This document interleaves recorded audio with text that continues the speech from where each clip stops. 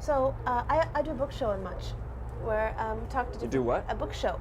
Oh. Talk to different people about fave books that you've read and how it's inspired you, or what you learned from it, or something like that. Mhm. So do you have a book that that comes back to you every once in a while?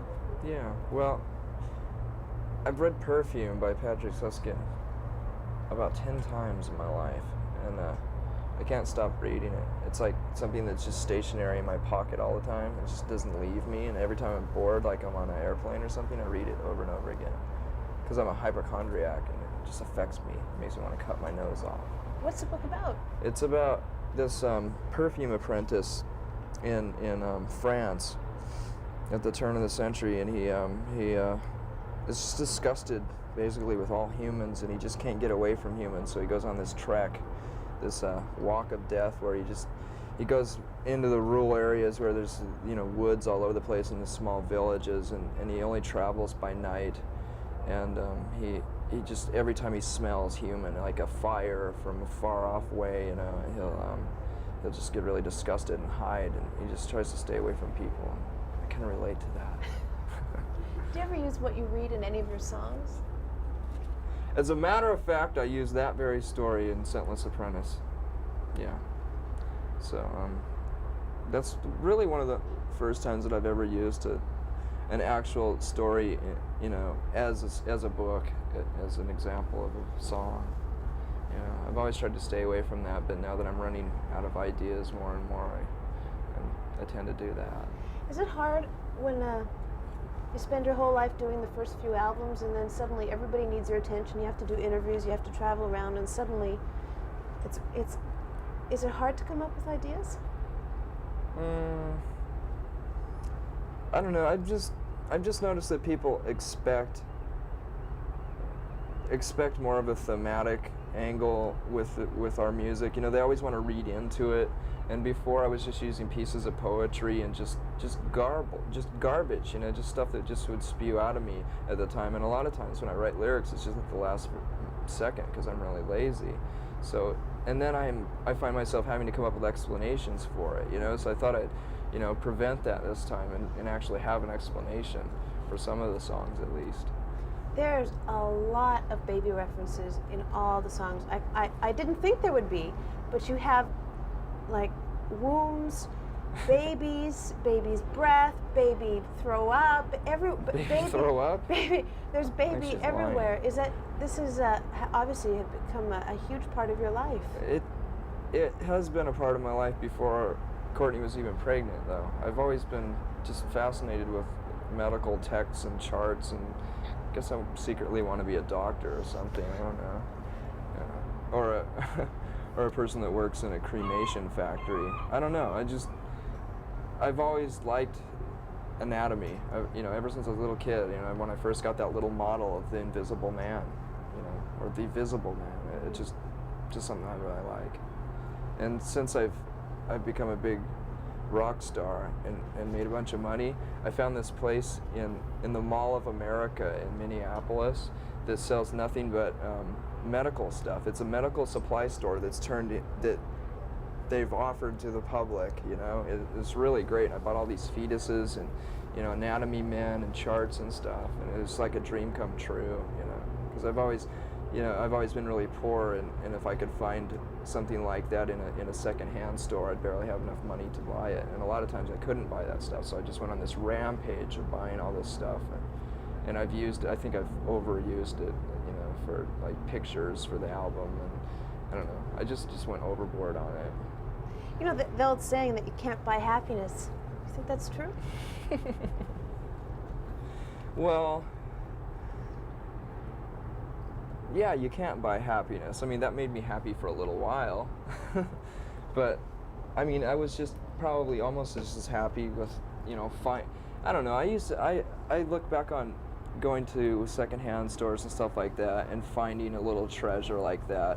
And that actually meant more to me because it was more of a stab in the dark in a way, because you didn't know if you're going to be able to afford it, and you don't know what you're really looking for, and when you find it, it's more special to you rather than having $1,000 and going into a store like that and just buying the whole store. It's not as special. because you've achieved so much success, I mean, so quickly, so surprisingly, you've had a baby, you're married. What excites you now? My baby and my marriage. I don't know. I still like playing too. Yeah. I mean, Chris and Dave and I haven't changed at all. I mean, believe it or not, we get along just as well as we ever did. You know, we're just as the same passive aggressive people as we used to be. You know, we never fight. And when we're pissed off at each other, we just hold it under our breath and have respect for one another in that way. You know, it's easier to work that way. You know, because we have a mission, I guess. How do you personally cope with having relationships, private relationships that are always being scrutinized publicly? It must be really difficult. Well, it is, but I mean, I still have a lot of the same friends that I used to have, so they don't seem to mind, and that isn't ever really exposed too much. You know, no one writes about how me and my friend Dylan walked down the street and did whatever, but yeah, but they rip apart you and Courtney. They love to do that. Yeah, I don't know why, but we're just I don't know. I guess like my ego could be talking right now, and I could say, well, we're interesting people, but I think we're just easy scapegoats. It's just, it started with something, and then, people just pick up on it and carry it along, and we turn into cartoon characters, and there's nothing I can do about it, really. I can threaten to sue and, try to bring up libel laws and stuff like that to people that write shit like that about us, but if you've ever looked into that, it's pretty much a lost cause. You have to have a lot of money to do that, and I could spend the money that I earned last year all on fighting the Vanity Fair piece, and they'd end up winning because they have more money, so there's a magazine in Canada that incorporates itself for each issue, and then it goes bankrupt on each issue so that it could write whatever it wants and no one could ever sue them. Wow, that's a pretty smart thing to do. Yeah, yeah, it is.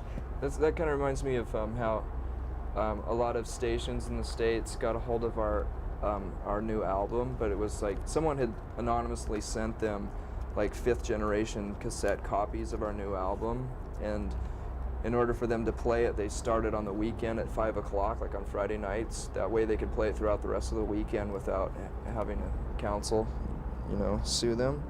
And I don't know, that's kind of smart, It's free publicity for you anyway. Ultimately, the album's going to come out.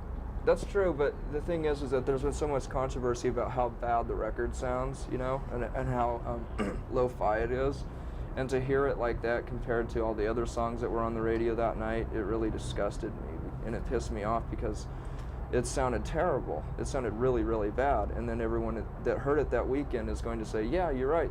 Okay, the stories are true. The Nirvana album really sucks, and I'm not going to buy it, So it just kind of bothered me. But we took care of it. What'd you do? Well, I thought maybe we should hire a lawyer to stop them to do it. Then instead I just decided to hire a hitman. Pardon me? Nothing. Erase that. No, we just called them up on Monday and told them to stop. And they went, oh, okay. Well, our lawyer did that. Yeah. Isn't that a weird world for you to suddenly have lawyers and like people who do stuff like that for you? Yeah. It's totally unnecessary too.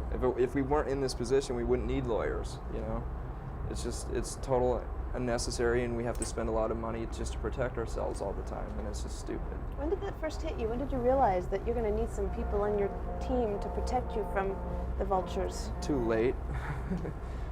Much after the fact, after we'd already been damaged to a point where it almost didn't do any good, But I don't know, it was just a weird realization one day, Wow, I have to, and I can see how like rock and roll stars will all of a sudden, will almost compromise their music to make sure that they sell the same amount of records next year because they've spent all their money on lawyers and protecting themselves last year, But I mean, we obviously haven't done that. I mean, I don't know, maybe you might not have noticed, but the record isn't as commercial as the last one, so.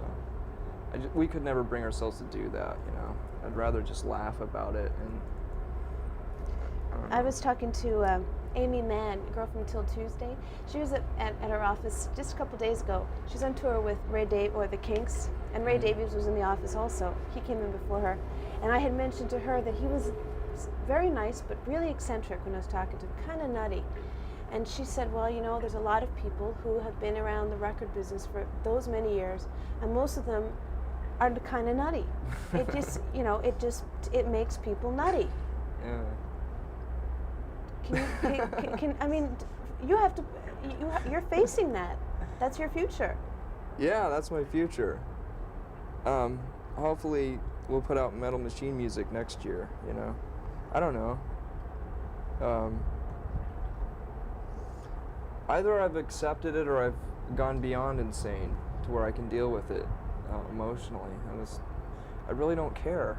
I know that I'm too stubborn to allow myself to ever compromise our music or, you know, get so wrapped up in it and involved to where it's going to, you know, turn us into big rock stars. I mean, I just don't feel like that. Everyone else accuses us of it, but, you know, we're Everyone not else is as jealous. popular as everyone thinks, and we're not as rich as everyone thinks, you know? It's just, we've always had a good sense of humor. I don't think that's been translated very well, you know, but we'd rather laugh about it. Ha ha ha. You know what really surprised me though is you're pretty bright, and your lyrics are, and just your whole stage persona is pretty angry, angst-ridden, frustrated. I mean, you see the world for what it is. Did you ever have second thoughts about bringing a child into the world the way it is? Oh yeah, absolutely. Yeah. I really can't describe what changed our attitude so fast. I think, you know, I really was a lot more negative and angry and everything else a few years ago, but that had a lot to do with not having a mate, you know, not having a steady girlfriend and stuff like that. So you know, that was one of the main things that was bothering me, that I wouldn't admit at the time, you know. So now that I've found that, the world seems a lot better for some reason, you know.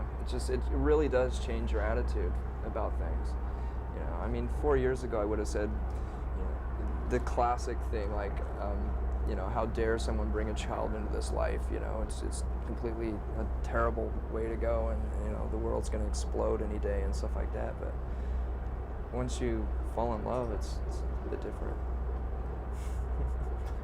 I don't want to know about it. Stop.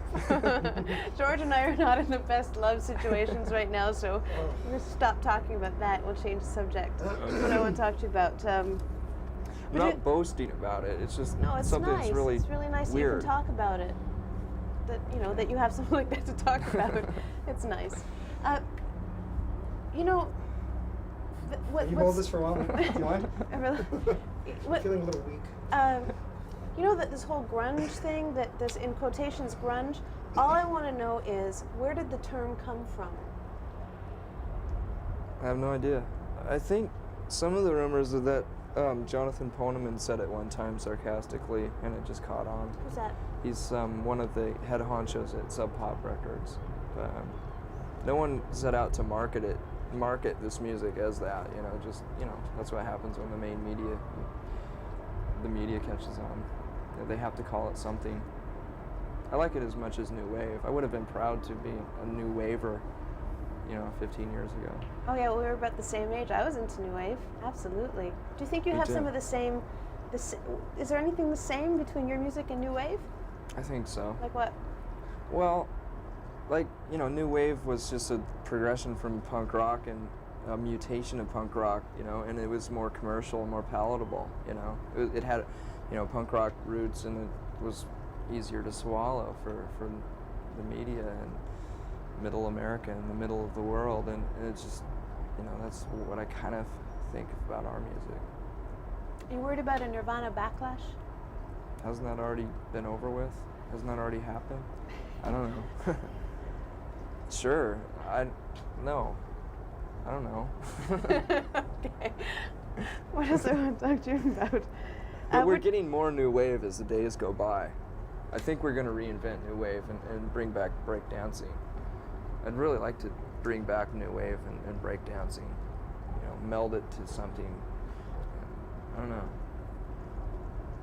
That's what our new music is sounding like. We're using a lot more effects boxes, and we haven't resorted to skinny ties, but I think our music's, this album's like the closing of the chapter of the formula we've been using. It's like grunge is really kind of boring for us. It's something we can't deny, and we're not going to stop playing the old songs live. Whoops. And but